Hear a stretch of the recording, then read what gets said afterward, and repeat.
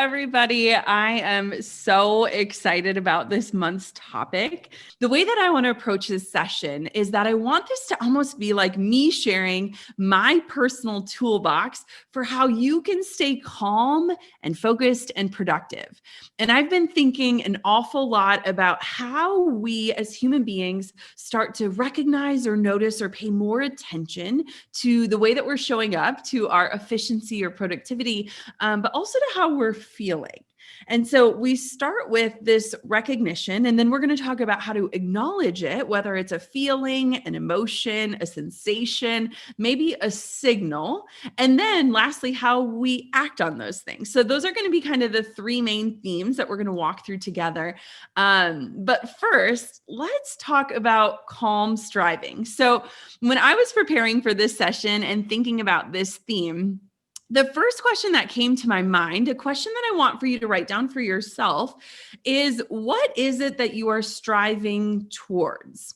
So nowadays we are so constantly bombarded with this idea of hustle culture, more, do more, make more money, spend more time. And I have really taken a very different approach, both as an entrepreneur, but also as a mother and a wife and a leader. And calm striving is really, I was like, I need to adopt this as like a part of my brand, because I really believe that this is how I show up. This is how I've built what I've built, but also this is just how I live my life. And I love that this is a theme. So the first thing is like when we're talking about striving, I think a lot of times we get frustrated or we feel like we're being complacent because we don't necessarily know what it is that we're striving towards.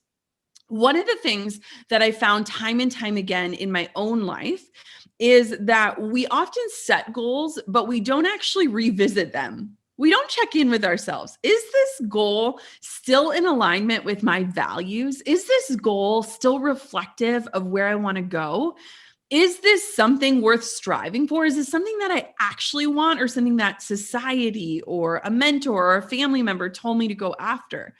And so I think that it's super important when we start on this topic that we get really honest with ourselves and kind of check in on our goals that we might have, whether it's, career-based, family-based, relationship-based, health-based. Is this goal still in alignment with my values? So I always like to start there and work backwards. One of my gifts in life, I think it's been a gift of mine for a long time, and I'm not afraid to celebrate it, is I'm really good at reverse engineering something. So I start with the end result in mind, and then I take back the layers and say, what do I need to do to achieve this? Or what 3 steps are required for me to get there? How am I measuring my progress along the way? So I want us to begin, when we think about calm striving, what is it that we're striving towards? And I want us to get super specific on it. Like go back to like the high school days where we talk about SMART goals, like specific, measurable, attainable, realistic, and timely. And I want us to look at those goals that we've set for ourselves. Maybe we set them on January 1st. Maybe it was a random Friday and we said we're going to start Monday, but making sure that those are in alignment with our values. I want to share a quick story because it kind of might help you to understand what this reverse engineering looks like. So I used to be a wedding photographer. That was my first stint as an entrepreneur. And I remember one day, I was scrolling on Instagram where all great stories happen, right? And I saw this girl, this other photographer I had followed, post this beautiful picture of a couple in front of the Eiffel Tower. And immediately I got envious. And I thought, oh, man, I would do anything to shoot a wedding in Paris. Oh my gosh, she's so lucky. I'm never going to make it. And then I asked myself, what were all of the things that she had to do to shoot that wedding in France? And I recognized she had to probably apply for a work visa. She had to fly across the world. She had to change time zones. She had to haul all of her camera gear on her back in the airport. She had to show up when she was probably jet-lagged and exhausted. She had to navigate a different city with a different language. She had to do all of these things to get that end result. And I think a lot of times nowadays we see the end result. Social media is this highlight reel. It's this peer-reviewed journal that we put out into the world saying, look at me at my best. Look at how great my career is, or my family is, or my house is. But a lot of times as consumers, we don't actually stop long enough to reverse engineer, well, what would it take to do and end at that result? And am I even willing to do those things?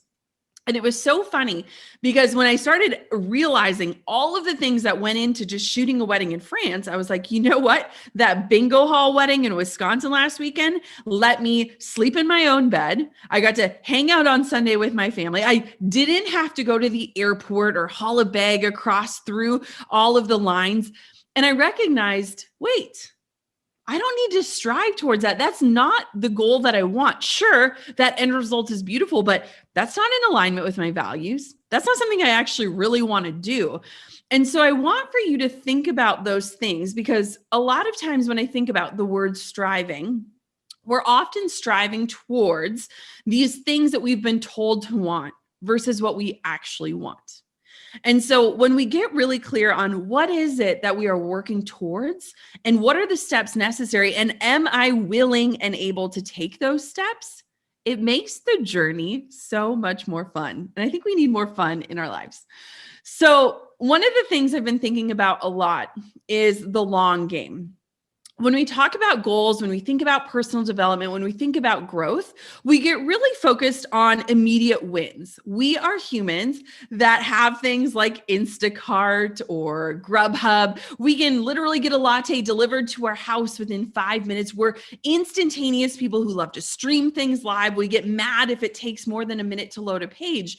But I've been thinking a lot about the long game. And really, when you think about it, the long game is life.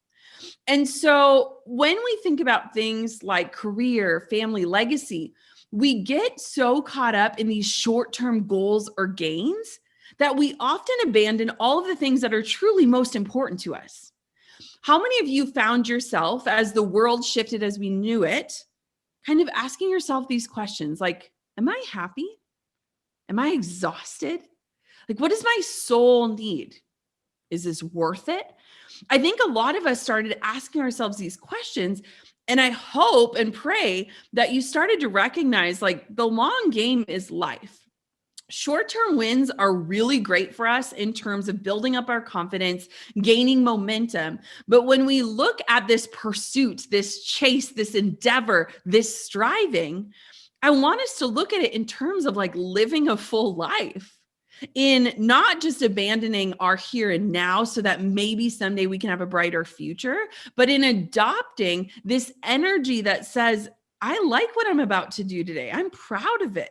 It's moving me forward, but it's doing so at a pace that gives me the longevity necessary to actually enjoy life. Confidence is this journey. It's this constant learning and changing and ebbing and flowing, and there's so much about it. And so I don't believe that there is a one-size-fits-all statement about confidence that is going to be true for all of us. The thing that I think that can be true for all of us is that confidence shows up for each of us when we can finally say, I am me. I know exactly who I am. And frankly, I like it. And that thought alone is so freeing because it's not marked by anyone else's interpretation of confidence. It's not marked by anyone else's belief of what we should be or how we should act or how we should perform or what we should do. I was researching about confidence, and there is this amazing woman named Evelyn Marinoff, and she researches and writes about the psychology behind confidence. And I think it's super interesting. So get this, men's self-esteem tends to move in this upward linear projection. So just kind of picture this. Men are moving upward and it's very linear, while women have more variable trajectories and experience frequent ups and downs in their self-worth levels. How many of you can relate to this, whether you're a man or a woman? I thought this was so interesting. And so That makes men more stable in their own self-opinions, while for women, it's truly this blend of nature and nurture that shapes our sense of worth. And the good thing is, like, I honestly see this fact as a win because we all want to make more improvement. We want to mold our own self-opinions. And the thing that is exciting about confidence is that we can improve it. Right? It's this soft skill that often gets downplayed when you think about when you are applying for a job or when you're telling people what you're good at. We always lean on the hard skills that we have, whether, it's education or we're proficient in something. And confidence is this soft skill that often flies under the radar, but I believe that confidence can change every facet of our life. And it's good because we can improve it. There are studies that have shown that. And so there's so many different factors that can really influence our confidence level, and our unique environments and our histories, specifically our upbringing, where we grew up, our parental care, our quality of education, have this large impact on shaping our levels of confidence. So one other study found that later in life, nature's effect was 40%. And 60% was about nurture.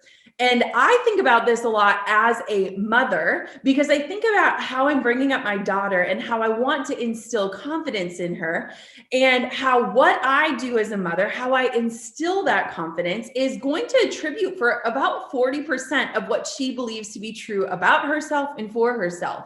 But it also gives a lot of hope because that leaves room for 60% of our confidence levels to be nurtured. I believe that confidence shows up in 3 different ways in our lives. Confidence shows up in who we are. So my grandmother, I talked to her yesterday on the phone, and she is struggling with memory loss, but she still has these very vivid memories from my childhood. And every time I talk to my grandma, she always tells this same story. And I was 5 years old. I was laying in bed with her, and she looked at me, and I had my hands like this on my face. And my grandma said, "Jenna, what makes you so beautiful?" And I looked at her, I didn't even pause. And I said, "Well, that's just how God made me." And my grandma tells me this story every single time I talk to her. And I hear this story over and over again. And it reminds me of that childlike confidence that I had at this young age because I knew who I was. And I also knew who created me. And no matter what you believe, I think that there's something so powerful in feeling connected that we were made in some sort of vision. So first, I believe that confidence shows up in who we are. It's that innate, ingrained confidence that we just carry naturally. And those are likely the things that we have had confidence in since we were a child. So the first one is confidence in who we are, but the second one is confidence in what we know. So when I became a mother 2 years ago, I remember leaving the hospital and thinking to myself, I can't believe they're just letting me walk out the doors with this child. Has anyone felt like that? Like, you're like, where is the college degree that tells me I'm equipped to care for another human being? And it's funny because now 2 years into the game, I find myself feeling like an expert in the experience I've lived and being able to contribute to other people who are experiencing things that I once experienced and had questions on. And so number 2 is confidence in what we know. And confidence is formed in so many different ways in our life. We are constantly students of life, and there is no other community I'd rather be a part of because you guys see how important it is to be a student, to continue growing through life, and I'm right there with you. And so sometimes the lessons are the things that we learn in formal classrooms with the fluorescent lights, but sometimes, and most of the time, the lessons are the things that life has taught us.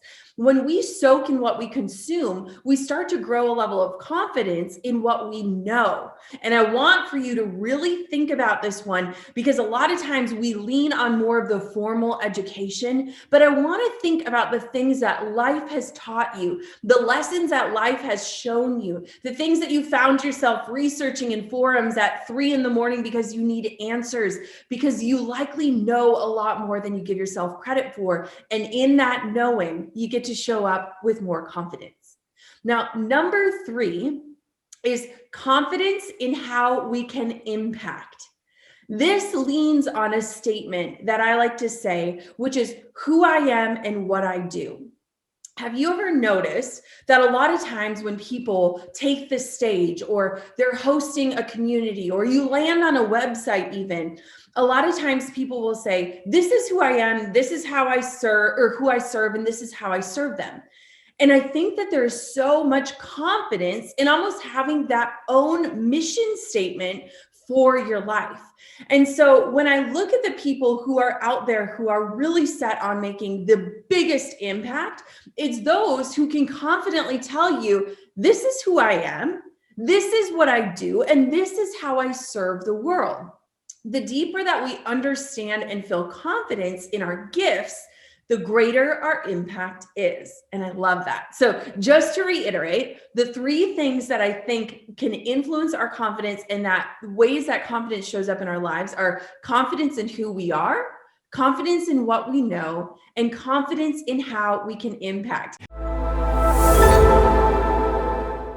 One of the things that I was talking to my team about when I started thinking about relationships is, as we are transitioning kind of into this new world and into this kind of new way of living, I don't know about you, and I'd be curious if you comment or raise your hand, or I know you're watching in many different places, but are you feeling any anxiety about kind of getting back out into the world and kind of exploring relationships back on a face-to-face basis? Because over the past year, a lot of our relationships have gone digital.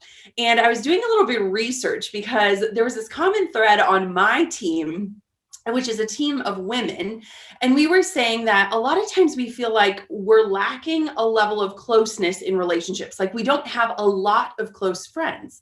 But actually, when we did research, people generally have 3 to 5 close and personal relationships. That's it. And I think that a lot of times in our lives, we kind of tell ourselves these lies of like, I don't have a lot of friends, or people don't love me, or I don't have a lot of close people in my life. But when I saw that 3 to 5 number, I was like, wait, this is what reality is. Relationships take time and energy and work. And based on what stage of life you're in, that can look totally different. And so thinking about, on average, people having 3 to 5 close and personal relationships, I think that gives us permission to go really deep with our relationships and have them be super quality without worrying about quantity. So I was also curious about how the pandemic affected relationships, what people were reporting. And so what was super interesting is about half, so 46% of people that responded to the survey reported that the pandemic didn't really change their relationship. So about half of the people. Now, of the other half, 27% stated that it improved their relationship, and 27% reported that the pandemic made their relationship worse. So it's super interesting to me, because half of the people remained status quo when it comes to relationships, whether that's friendships or love relationships. And then of the other half, it was 50-50 in terms of if it helped their relationship or if it hurt their relationship. And so I just think we're coming at a really interesting place when we're talking about relationships, because everyone's in a different situation. And that's why I love this month on Growth Day, because there are so many different ways to look at relationships: your relationship with yourself, your relationship with your family, your friends, your relationship with money. But knowing also too, kind of taking an assessment of where you're at after this last year and just being really honest, because we're going to get into something I'm really excited about, which is relationship archetypes. And if you kind of come at it from a place of knowing where you're at in a relationship, it'll help. So one of the last things that they found over the last year, so Wolfgang Krieger, he's a Berlin-based psychologist, notes that during the pandemic, people were reducing social interactions and focusing on fewer, closer relationships.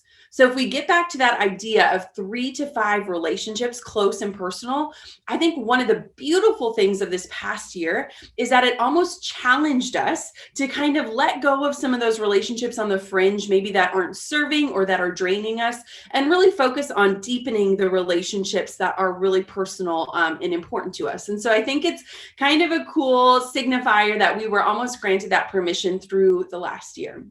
So speaking of last year, my team and I, we hired an emotional intelligence expert, and it was honestly so fascinating. Her name is Tico Nejan, and she changed my life and she changed my team's life.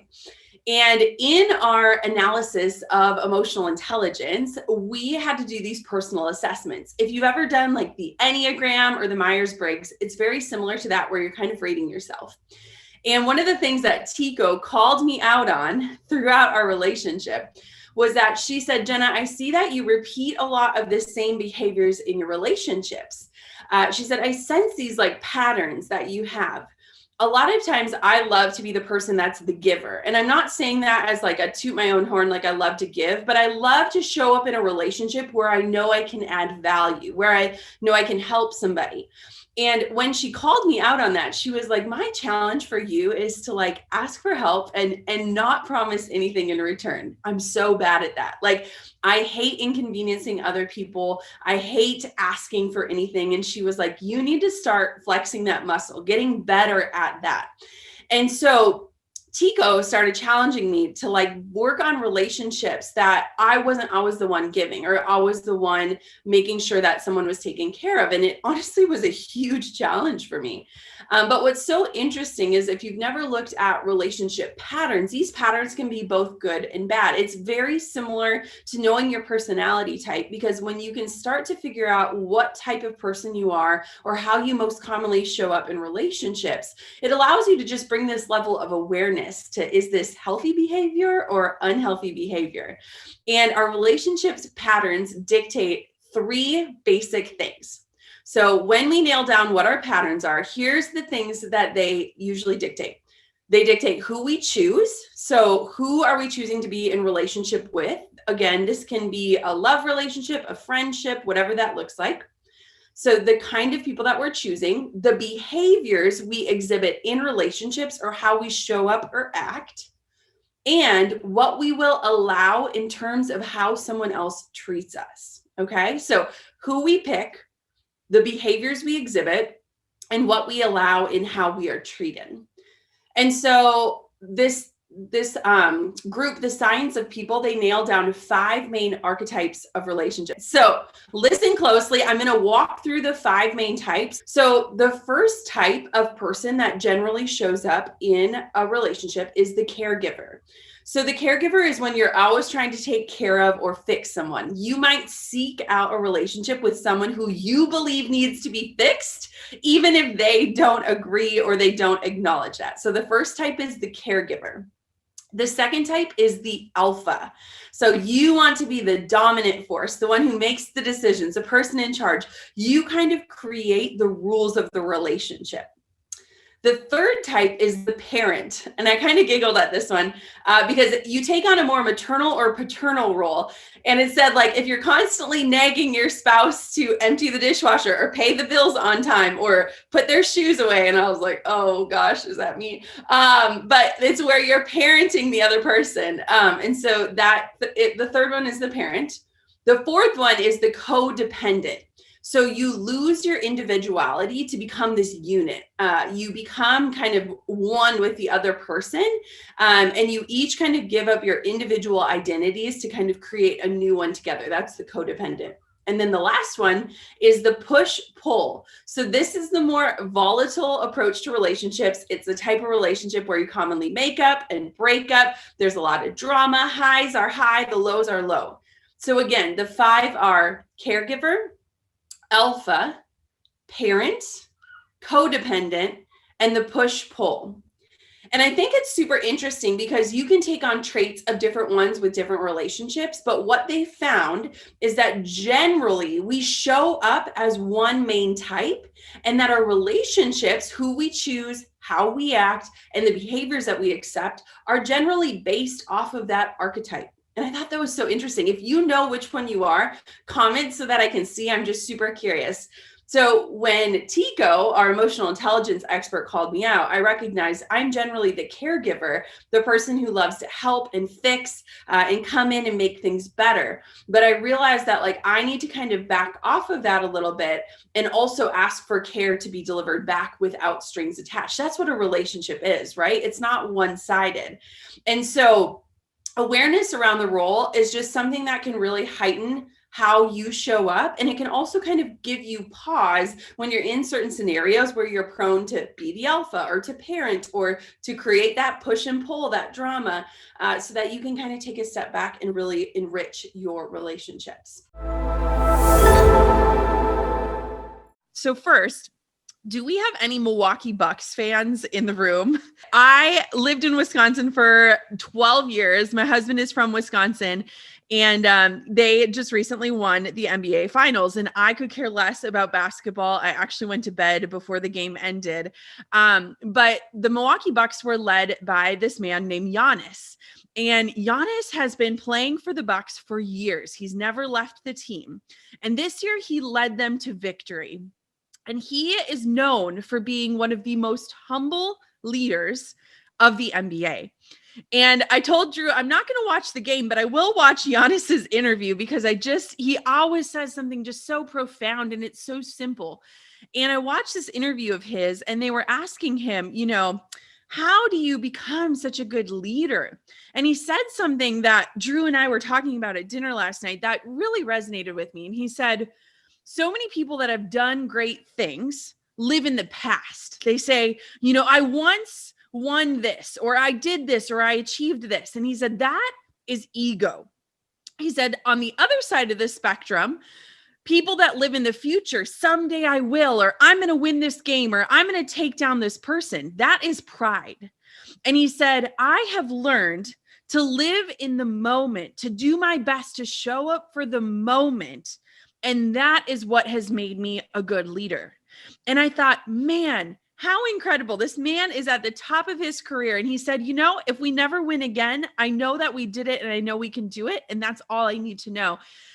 And he is just such an incredible leader and mentor for this generation of people. But I love that he talks about ego and pride, because when we think about leadership, I think a lot of times ego and pride can get in the way of being a good leader. And I loved his interview. So if you search for it online, you'll find it. And it's just beautiful the way that he speaks. So when we look at leadership this month, one of the things that I think is so timely about this conversation is that 1 in 4 workers right now in the world that we live in are looking for opportunities for a new employer. So maybe you're 1 in 4, maybe you are experiencing the feeling of having 1 in 4 if you are a leader, but once the threat of the pandemic subsided, which it hasn't fully subsided, as we all know, 80% of people are saying that they're doing so in terms of switching careers or making big decisions or making moves because they're worried about their career advancement. And 72% of people say that the pandemic caused them to rethink their skill sets. So when you think about 1 in 4, that's an incredibly high number of people that are really asking themselves these really big questions. Am I in alignment? Is the path that I'm on the right path for me? Am I growing? Am I leading and impacting in the way that I dreamt? Like, is this the right thing for me? And what's so interesting too is that workers who want to quit overwhelmingly say that they're looking for a new job with more flexibility. So this is all according to Prudential Financial's Pulse of American Workers survey. And I just think that it is very, very telling that we are on this colossal shift where people are getting quiet with themselves to ask themselves these hard questions about what's next and what do I want to take with me that I learned from this last year, and how do I want to start moving through life, and what are my skill sets? And when I think about leadership, I was telling Brendan, I always think about the power of one. A lot of times when we picture leaders, we picture people up on stages, people with large platforms, people with huge audiences. But I have always built my business, my belief, and the impact one by one. So if you are leading one person, whether that's in your household, whether that's your child, whether that's an employee, a team member, a coworker, you are a leader. And so when we talk today a little bit about team, I want for you to know that team doesn't necessarily mean your employees. It means who is your support system in your life?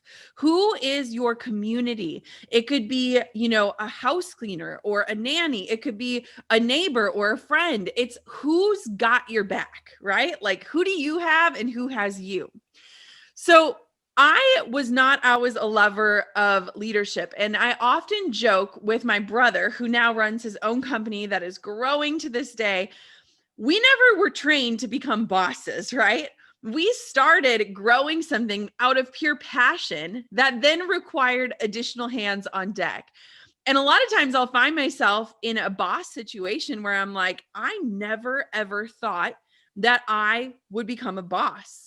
I never went to boss school. I wish there was a boss school because I probably should enroll. But one of the things that I think about a true leader is that it starts with this humbleness, like Giannis teaches us, but this super honest assessment of where you need help and the humbleness and the ability to ask for it. So let's start talking about how we can get honest with ourselves about where we need help. I think that leadership requires this assessment of our gifts and skills and our passions so that we can either hire the right people or build our team with the right people. I used to use this analogy that when I first started my business, I felt like I was white knuckling it. Like, how many of you feel like your grip of control in whatever realm of your world that resonates in is like this? Like, your fists are closed, your hands are tight. You feel like you cannot loosen your grip or you're going to let it all go. And I felt like that for so long as an entrepreneur when I didn't have help. I remember my first hire ever, she emailed me 3 times over a series of months offering to help me. And the first 2 times I said, no, I'm good. I don't need help. I've got this. Second time, same thing. The third time, she didn't know this, but she emailed me the hour after I got news from the doctor that there was no heartbeat with my second pregnancy. And for the first time in my life, I said, I need help. I need help. I can't do this. I can't lay in the fetal position and have my business be running.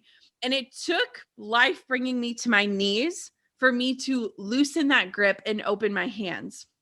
And let me tell you, I fought it to the core because I am a control freak, or I was at the time. I remember she said, here's all these things I can do to help you. And I said, how about you just help me answer emails first? Within a few days of getting that help, I felt like my hands loosened up and actually opened up to possibility again. I felt this freedom, this knowing that, man, like when I release this white knuckle grip of control and when I open my hands, there are so many more possibilities on the other side of it. So maybe you don't have a team beneath you in your position, or if you have a business, maybe you don't have a team there. But I want for you to replace the word team with support system. I want for you to think about who is in your life that's got you. So first, I think it starts with taking an inventory. Whenever I start to feel stressed or frazzled or overwhelmed, I take an inventory of where I spend my time, my money, and my energy. And I have this thing that I call my gut game, which will tell me when I said yes, when I should have said no. When you look at your calendar and you dread something, when there's something on your to-do list that never gets done and it just gets scooted on and on and on and on because you really don't want to do it. Maybe you've overcommitted in a way, or maybe you said yes and you wish you would have never. And so when we start to take an inventory, it starts to tell us a lot about ourselves, our gifts, our abilities, but it also starts to reveal where it is that we're either falling short, we need support, or we're not able to keep up. When I take my inventory these days, there are a lot of things that I can do, as in I have the knowledge or the ability, but that I shouldn't be doing. True leaders recognize that they have gifts, which we all have, that are special. And when we start filling up our days, our time, our energy, our schedules with things that aren't actually in our wheelhouse, we're wasting this precious time where we could be doing the thing that we shine at, the thing that actually makes an impact on the world. And so when you start to take an inventory, it's going to become very clear the things that you're spending your time on or the things that you're doing that you shouldn't be doing. Now, this doesn't mean that you can go out and hire a team of 10 and bravo, you've got all of these things off your plate, but it does help you to start seeing where your actual gifts lie and where you can give someone the opportunity to let their gifts shine.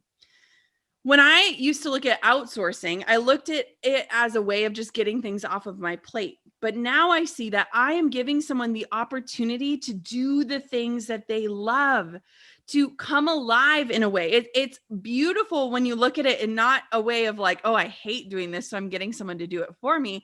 But they love this. They're going to do it better with more passion. They're going to be more efficient than I could in doing that.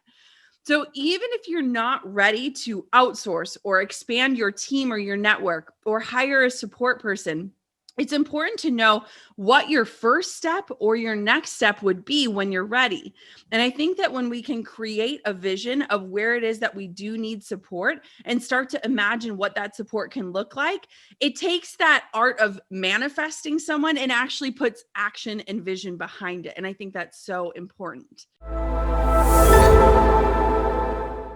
So one thing that I have been thinking about so much is that we all have this overarching narrative that we run through our mind constantly. And a lot of times we're really passive when it comes to it. Like we don't even realize that this narrative is running and it's telling us who we are, what we're capable of, what our purpose is. And within this big narrative, this big story that we tell ourselves about our lives, there are an infinite number of sub-narratives, these tiny little stories, these tiny lines, these tiny lies that can either empower us or they can cause us to self-sabotage. I feel like when we really get honest with ourselves and we think about the thoughts that go through our brains like a radio dial, a lot of us have this inner mean girl or this inner critic that can sometimes be incredibly loud, that can constantly be telling us that we're not enough or that we're not capable or that we're not skilled enough or valuable enough or pretty enough or skinny enough or whatever that is. But what I'm inviting you to do today is like a dial on the radio to turn that inner critic down so that we can start to observe what our true mindset is, where it is rooted, and then how we can transform that as we start to move forward. So I want to tell you one quick story before we dive in. So my daughter is 2 years old. Her name is Coco, and she is just this little ball of energy. She's amazing. And every single morning when I wake her up, we always have like a little chit chat. And my daughter is slightly obsessive when it comes to cleanliness. She takes after my husband. He loves to vacuum.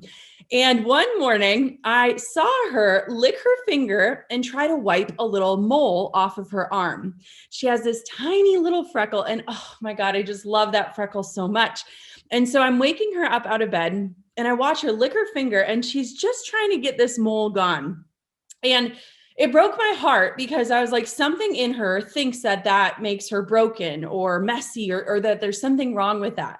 And so that day I told her, I said, honey, look at this. This is your special spot. Only you have this spot. It makes you one of a kind. It's my favorite part about you. It's so amazing. And the next morning I went in to wake her up in her crib and she wakes up and she grabs her arm and she kisses it. She kisses that spot. And every single day when I wake her up now, she greets her special spot with so much love and adoration. And she notices little tiny freckles on me and on my husband, and she kisses them because we changed the way that she thought. We changed that thought pattern. And it was super interesting because I interviewed this incredible expert in neuroplasticity. And that word is so long, it almost threw me off. And she said that story about your daughter proves that our brains are malleable, like that we can learn and relearn thoughts and patterns, that we can actually change based on our environment and our perspective. And while it's so easy for us to imagine a toddler changing the way she thinks about this special spot, imagine what it could look like for us as adults if we understood and accepted that our brain is malleable, that it can change according to our environment or our perspective. And the good news is that as adults, we have more control over our environment, don't we? So environmentally, we're receiving input or feedback from 5 to 10 people daily, which leads us to cultivating similar mindsets and belief patterns. And what we need to know about belief patterns is that both positive and negative ones can become our perspective. So I hope that that illustration kind of helps set us off as we start to kind of dig in to reframing the narrative. I got so many takeaways from all of the other speakers, and I learned so much, but I want to dig a little bit deeper into the stories that we tell ourselves. Because I think that a lot of times for me personally, and this is why I think I admire you so deeply, is that I avoided mindset work for so long. I avoided it until there was no more avoiding it possible. Because for me, I knew that I could adopt all the systems and strategies and principles and become this entrepreneur. But you hit a point in life where if you don't start unpacking the stories you're telling yourself, if you don't start getting really honest about the lies you're telling yourself or where your beliefs are really grounded in, you are going to max out and hit a limit that may be real or maybe just make believe. And I avoided mindset work for so long because I recognized that it would require for me to really trace back my beliefs and maybe unpack some of the harder times in life or the tragedies we've faced. And I know that all of us as a collective human race have all been through something challenging or hard. And so I just want to commend you. I think you are like 10 steps ahead of where I was until I was forced to really say, wait, the strategies and blueprints can get me so far, but until I fix my mind and my thoughts, I'm actually not going to move forward. So has anyone ever joined the app Headspace? It's a meditation app. I am terrible at meditating. I'm so inspired by the leaders who are like, I meditate for an hour a day. I'm so inspired by that. It's not for me. So the app Headspace is kind of like meditating for dummies, and I need it. It's like meditating for busy minds. And one of the first things that they guide you through that has really helped me when it comes to mindset is they have you close your eyes and they tell you, what I want for you to do is to not shut off your brain, but to imagine your thoughts driving by on a road as cars. So each thought you has a separate vehicle and they're just going to be driving down the road. And your job is not to judge them or redirect them. Your job is just to observe your thoughts. How many of you have thought like meditation is like not thinking? It's like shutting your brain off, right? And you're like, I can't do that. My brain is like constantly going. But meditation is actually observing. You become this active observer of your thoughts. And what was really important to me about learning that tiny little takeaway was that I can become a non-judgmental observer of my thoughts. And then I can start to connect the dots to figure out, are these thoughts rooted in feelings? Are they rooted in emotions? Or are they rooted in truth? And I think that when we start to unpack those things, we can start to trace through the narratives, those things that we have on loop that can really hold us back or that can propel us forward. And so what I want to invite you to start becoming is just an observer of your own thoughts, of your own inner critic, of your own inner cheerleader, and of this voice. Because when we can observe without judgment, we can start to kind of break things down in a way that allows us to rebuild in a way that doesn't invoke shame or guilt.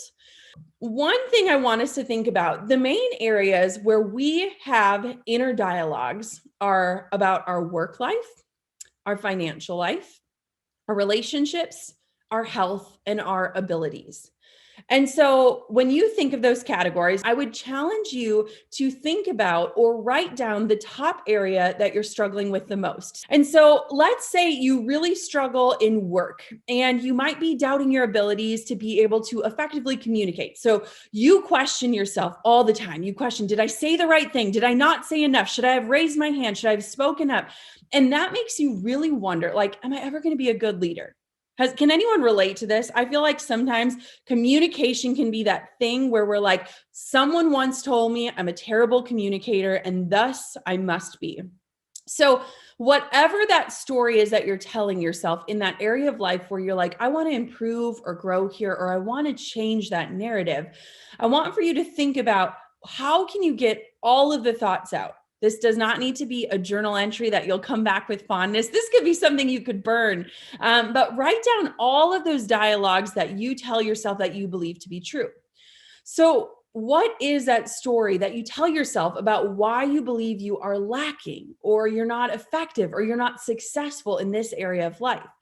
And if we invite ourselves to gently observe our thoughts and we continually ask ourselves a question, why, you'll likely start to uncover a narrative that has been on repeat in your life. I am so excited to kick off today, and hopefully today's topic just spurs something exciting in you. Seeing the topic of wellness, at first I kind of freaked out because over the last few months, I've literally felt like I was in survival mode. If any of you have been fortunate enough to be through a first trimester, you are exhausted and tired and nauseous and all of the things. And so when I looked at this topic, I wanted to stay in total alignment with who I am and where my gifts are. And I wanted to kind of pivot it slightly. And so today what we're going to be talking about is boundaries, because boundaries are something that I am obsessed with. And the more research that I do surrounding setting boundaries when it comes to relationships and work and personal boundaries, the more that I see that it really plays a role in our health, in our relationships, in our work, in our well-being. So I wanted to kick this off with a very quick story, because maybe you are finding yourself in a similar situation. So the other day I was hanging out with my daughter, Coco, and I got a text message from one of my friends, and she's an amazing, amazing person. She's the CEO of a company. She messaged me and she said, "Hey, I'm launching this book.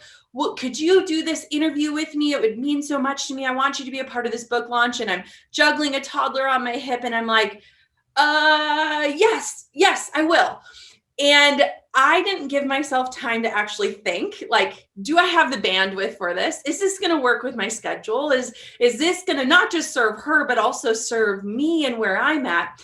And over the next few days, she texted a few times to follow up with me. And I kind of felt this like sinking feeling. Have you ever committed to something and then all of a sudden you're like, oh, I don't know if this is the right thing. I don't know if this is the right alignment. Like, I don't know. And so she's texting me and I can feel this hesitation in me. Like I wanted to pretend like I didn't read the text because I didn't know how to respond, and I didn't know how to politely back out. And I've uncovered so much over the years that so many of us are innately people pleasers, right? Like there's nothing better than serving others, making them feel valued, bringing them joy. And we're taught that from a young age. And so after a few days, she finally texted me. She said, "You know what? I'm going to let you off the hook on this. You are so busy. You're growing a human. I can sense that you've got a lot on your plate. And I just want to give you the grace to step away from this." And I immediately felt this sense of relief, like, oh, thank you. Thank you. And then I wrote her back and I just said, "Thank you so much. I truly wanted to support you, but you're right. This is just too much for me right now." And if she wouldn't have stepped in, I probably would have continued on that path of dread and feeling like I wasn't going to fully show up. And it made me realize, okay, let's think about these boundaries and how we are setting them in place, not just in our lives, but in our work and the way that we show up. I had a team call the other day. My team is all women, and we were on the call, and I said, "How many of you guys felt a little anxious last week?" And almost every hand went up. And I was like, okay, what's going on with the moon right now? Are we in a different lunar phase? Like, what's happening? Is there something going on? And I think that there is a lot of anxiety building for so many of us as the world starts to open up, something that we're all very excited about. But for so many of us, myself included, I've kind of thrived in more of an isolated environment. I'm introverted. I've learned to like feel safe in my surroundings. I've relinquished a lot of the guilt that I used to hold on to for not being super social. There's a lot of pressures in anxiety happening. And I'm just curious if anyone else is feeling that too, as we start to navigate what is this new normal. And I know we've talked about this a lot with GrowthDay as we're transitioning, like what is it that we're rushing back to? What are we excited about? But how do we also protect our peace as we start to kind of explore what this new world is like and take the lessons, because there's been so many valuable lessons this last year, and carry them forward with us. And I truly believe that boundaries are the way that we're going to be able to do this and do so elegantly. So how many of you love Brené Brown? I am obsessed with her. I think she's absolutely brilliant. And one of my favorite quotes of hers is, daring to set boundaries is about having the courage to love ourselves, even when we risk disappointing others. We can't base our own worthiness on others' approval. And this is coming from someone who spent years trying to please everyone. Only when we believe deep down that we are enough and that we can say enough. And I love that line from Brené because I think it's super powerful when we think about boundaries, because we tend to think about boundaries in the form of disappointing others or that they're going to actually disconnect us. But the truth is that a lack of boundaries is what actually disconnects us from ourselves. How many of you have ever felt just out of alignment? Like your life's compass is pointing in one direction and you're going in the exact opposite. And usually when we feel that way, we can pinpoint it to places where we have been trying to please other people. We've been adding too much to our plate, or we just haven't gotten quiet enough with ourselves to ask ourselves, what direction do I want to go in? So I was talking to my team about this because I think it's really important, one, as a leader, to understand what boundaries can look like, but two, as someone who creates a culture, which is all of you. You create a culture in your workplace, with your peers, with your mentors, with your family, to understand how setting boundaries can look and also how they can be respected. So the first thing that I think about when it comes to setting boundaries is, how can we protect our best yeses and start to make no our default? So when I say this, I'm coming from a place of, most of us are yes people.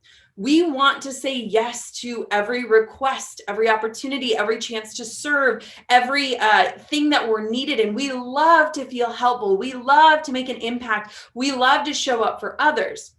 But what happens is that yes becomes our default.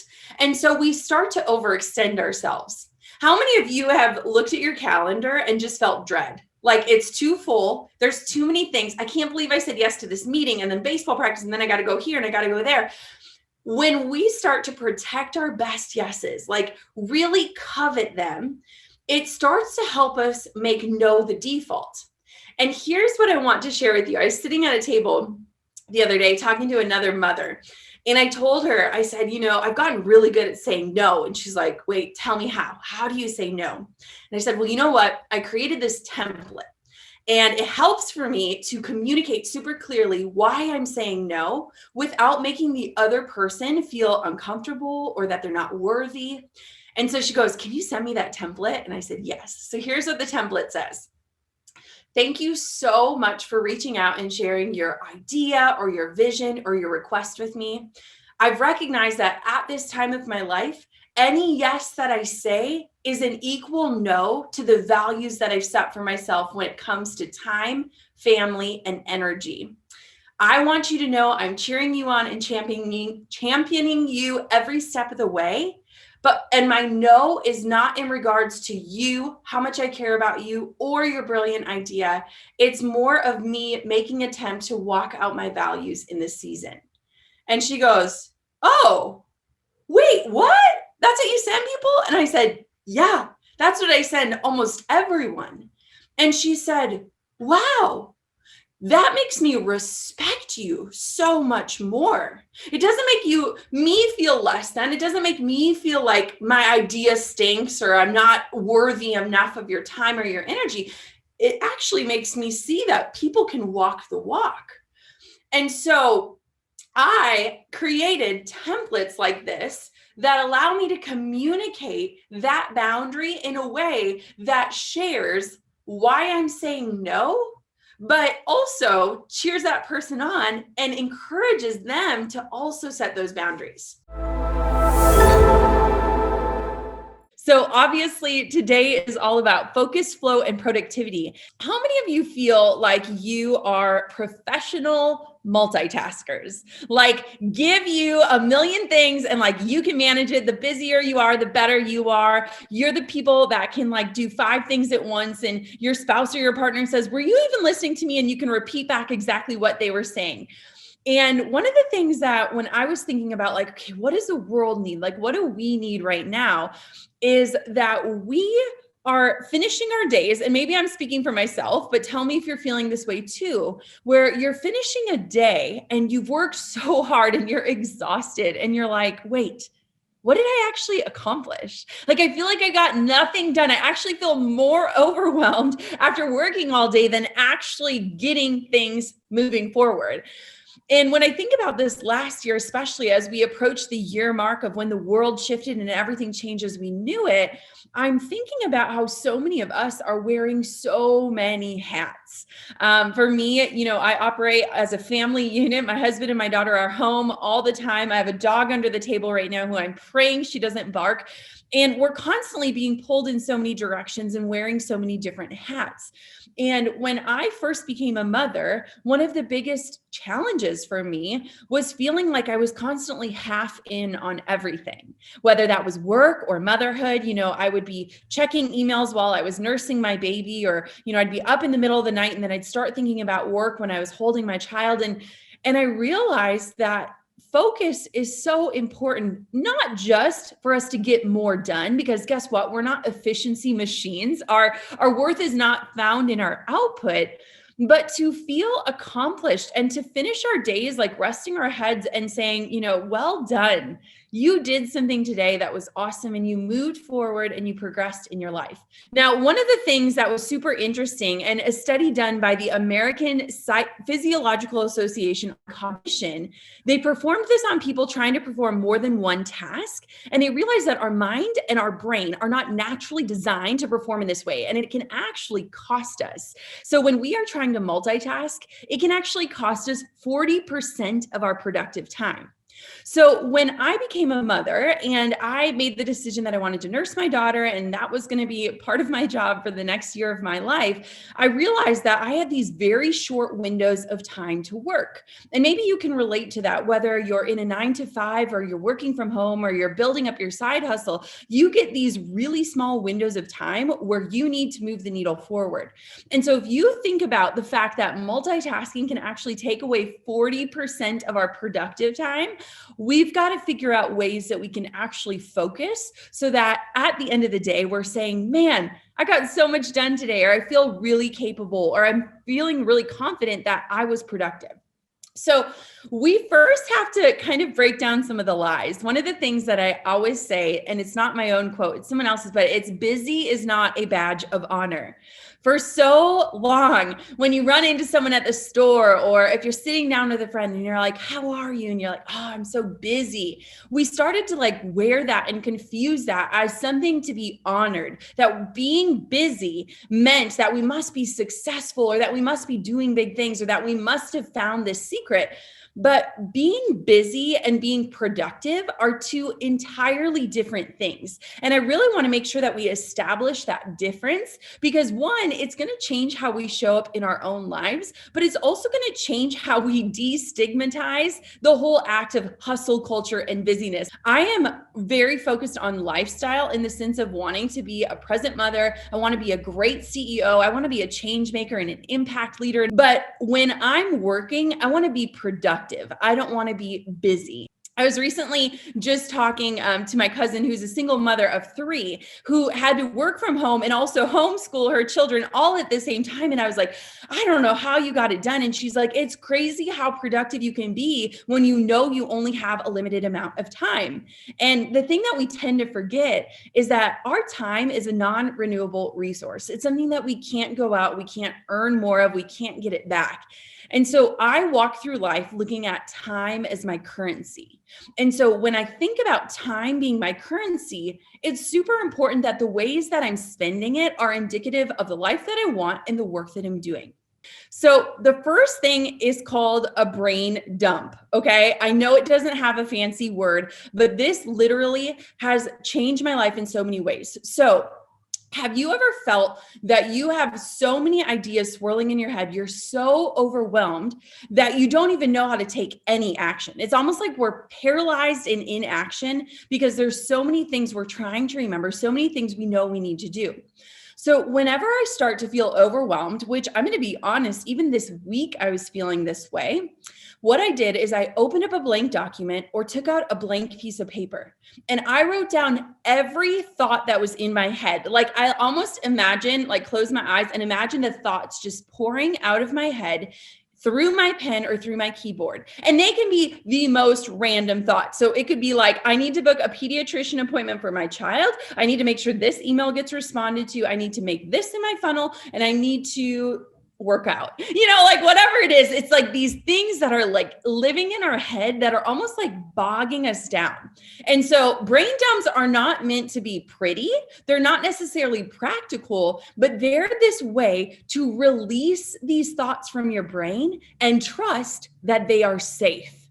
So if I ever wake up in the middle of the night and there's something on my heart or there's something weighing on me or there's something I'm even losing sleep over, I take the time to just really quickly write it down. I remember my grandpa always had a pad of paper by his bed and I never understood it. And he's like, my best ideas come in the middle of the night.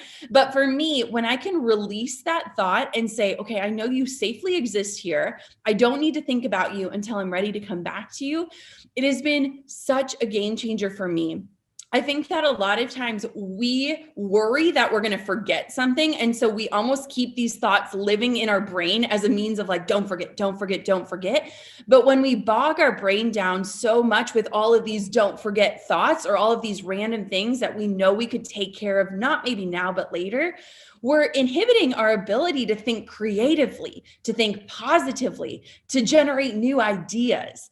So one of my team members, Kylie, she said that she does this every Sunday. So if you get the Sunday scaries, if Monday approaching kind of freaks you out and you're like, man, I'm about to start this new week and I have so much on my plate and I don't know if I can get it done. What she does is she drops everything onto a list or a document, or even we have like an organizational tool that we use inside of our company called Monday. It's basically a project management software, but basically she's like, I break down everything that's in my brain and I assign each task to a day of the week. And what she said, it's great reassurance when I see a stack of tasks or projects that give me that overwhelmed, like I have so much to do feeling. And when I see that they actually can fit into my week and that I have plenty of time to accomplish them. So one of the biggest things to remember is this doesn't have to be pretty. It doesn't have to be a bulleted list. It can literally be just releasing these thoughts from your mind to free up your energy and your time and your brain space to think about other things. And so brain dump is one of the best things you can do. And if you work with a team or if you have a spouse or a partner, sharing that brain dump can sometimes help people say, wait, I can help with that. Or, oh, you're worried about that? Let me take care of that. And so it's also a gentle way to learn how to start asking for help or to let people in when you are overwhelmed. I will share this with my husband sometimes because he is like the homemaker. He does the cooking and the cleaning. He watches our child. He's amazing. And so sometimes it's like the littlest things are driving me crazy, like sending the check out to this person or things. And he's like, I can do that for you. And so it's a great way to also learn how to ask for help, which a lot of times we're really bad at. This can be your day for personal growth. This can be that day you committed to and you remember and you go, that was the day I got myself a community. I got better coaches. I committed to making my life the absolute best that I could. This is that day. Make today your growth day. Click the button on this page and sign up right now.